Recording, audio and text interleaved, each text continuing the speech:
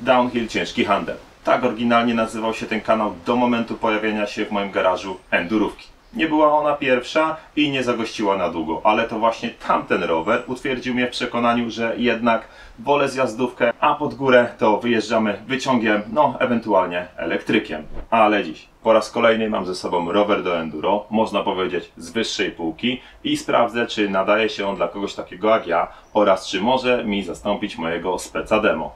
Zapraszam do dzisiejszego odcinka Ciężki Handel.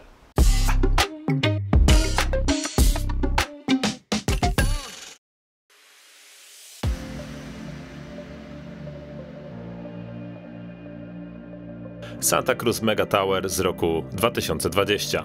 Rozmiar L, koła 29, przód i tył. Tutaj przyznaję się szczerze, jeszcze nie jeździłem na takiej konfiguracji, mimo że rowery z tak zwanymi wagon wheels już u mnie gościły. Skok ramy 160, przód 170, czyli enduro pełną gębą.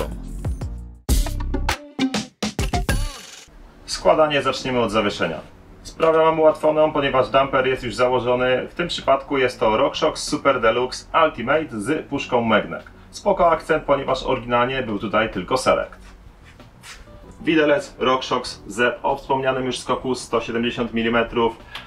Znam ten widelec bardzo dobrze, można na nim polegać, ale zanim go założę, to zrobię mu serwis olejowy.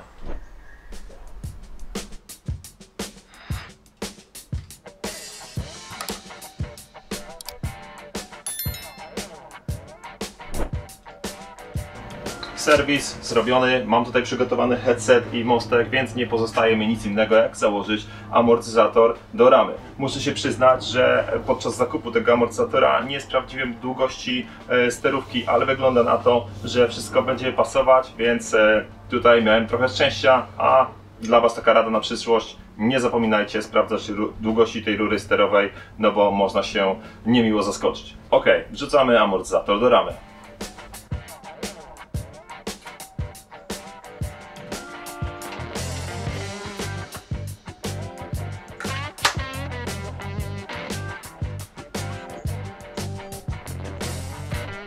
Pora na czynność, której najbardziej nie lubię, mianowicie przeciąganie linki hamulca przez wewnętrzną część ramy.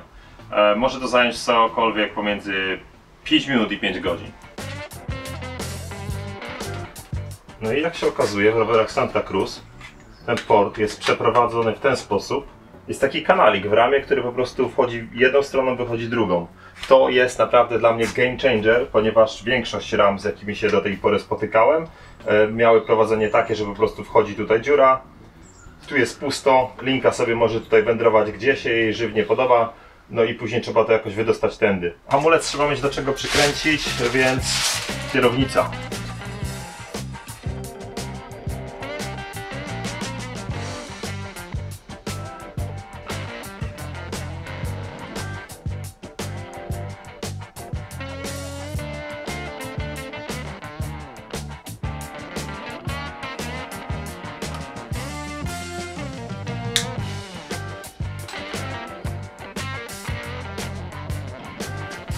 Korby, które przygotowałem do tego roweru, mają zębatkę owal. Nie wiem jak Wam, mi się to nie podoba, no i wymieniam ją na zwykłą. No, budowa roweru idzie całkiem spoko. Mam już wstawiony amortyzator, koła, część napędu, dropper, hamulec. To jest dalej ten sam dzień, w którym zacząłem, także całkiem nieźle. Zazwyczaj na tym etapie jestem już gdzieś, kurczę, przy drugim albo trzecim dniu kręcenia.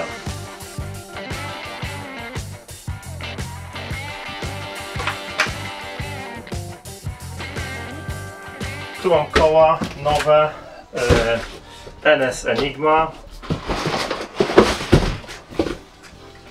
Fajnie, że będą w tym rowerku nowe koła, bo to zawsze dobrze się prezentuje.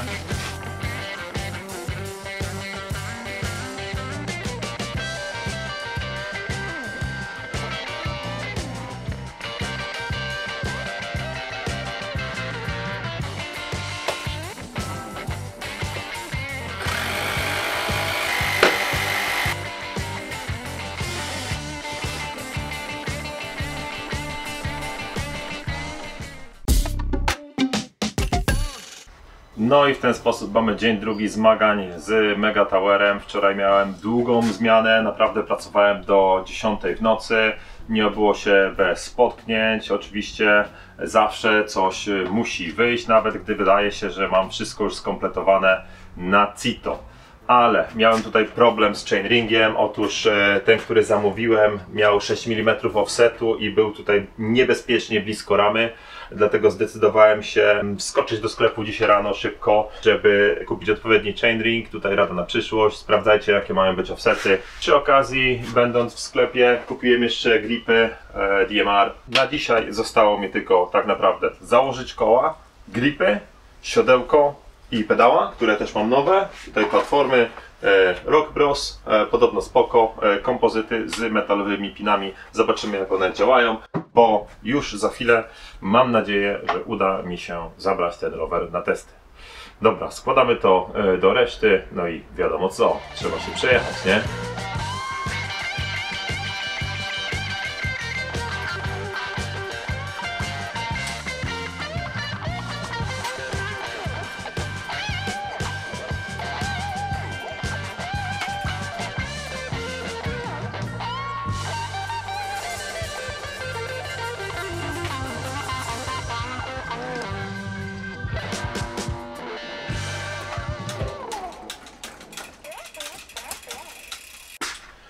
No i dobra, rower mam złożony, no to wypadałoby go zważyć. Zobaczymy, ile wyjdzie. Sam jestem tego ciekaw.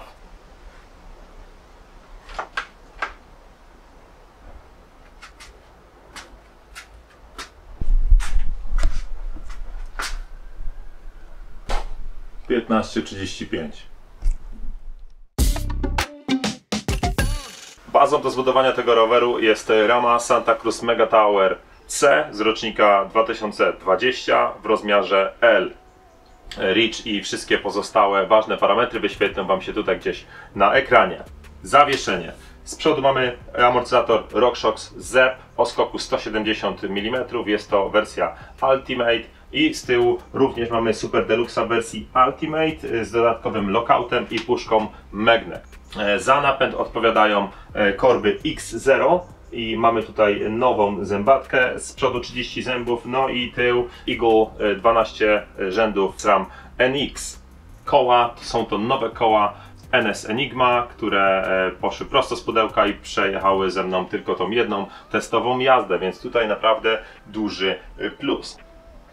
Opony Maxxis Minion DHF i DHR w Exo. Bardzo lekkie opony, dzięki temu rower nie przekroczył 15,5 kg. Hamulce SRAM Coder Classic. Nie jest to jakaś nie wiadomo jaka petarda, jeśli chodzi o półkę cenową, ale hamulce spisują się bardzo dobrze. Mamy tutaj nowe tarcze AVI 203 mm. Kierownica również nówka, Raceface Chester 35 mm i do tego mamy również nowy mostek Unite o długości też 35 mm. Dodatkowo z nowych rzeczy mamy nowe gripy DMR Dev Grip, fajna sprawa, i nowe pedała Rock Bros.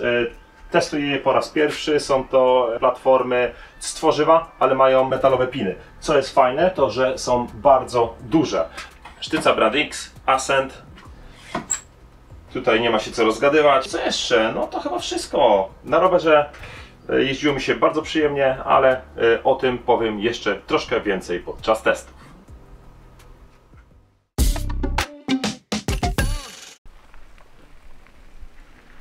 Mam pod sobą rower do enduro, więc wypadałoby coś tam nim podjechać. Chcąc nie chcąc, zmusiła mnie do tego sytuacja, bo zostawiliśmy baterię do kamery na parkingu.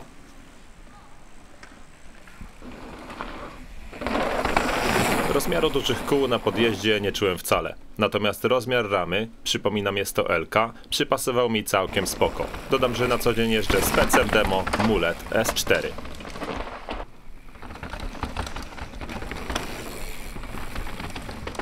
Jazda w dół tym rowerem to przyjemność, na pewno większa niż w górę, przynajmniej dla mnie. Rower z ogromną łatwością pokonuje małe i średnie nierówności. Wjeżdżając w korzenie lub kamienie można śmiało puścić klamki hamulca i pozwolić rowerowi przetaczać się jak gdyby nigdy nic. Dopiero w ostrych, szybkich i ciasnych bandach czułem, jak lekko gnie się tylne koło, ale na to wrażenie mógł składać się fakt, że tylna opona to tylko Exo.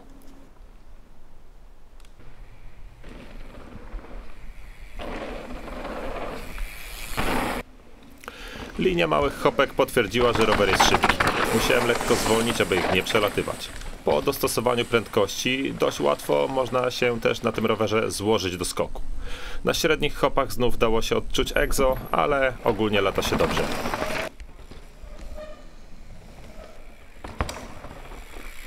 Na samym początku tego filmu rzuciłem luźno pytanie, czy ten rower mógłby zastąpić moją osobistą maszynkę Specialized Demo, więc odpowiadam. Mógłby, ale nie zastąpi. Na chwilę obecną nie zmieniam zdania co do podjazdu, wyciągów i e-bike'a. Mimo wszystko, uważam, że jest to bardzo dobry rower wysokiej klasy, który łatwo się prowadzi zarówno po nierównym, jak i w powietrzu. Z kolei powietrzne zawieszenie pozwoli się ustawić wedle potrzeb, a porządnie dobrane komponenty sprawiają, że rower na pewno wyróżnia się spośród innych w tej półce cenowej.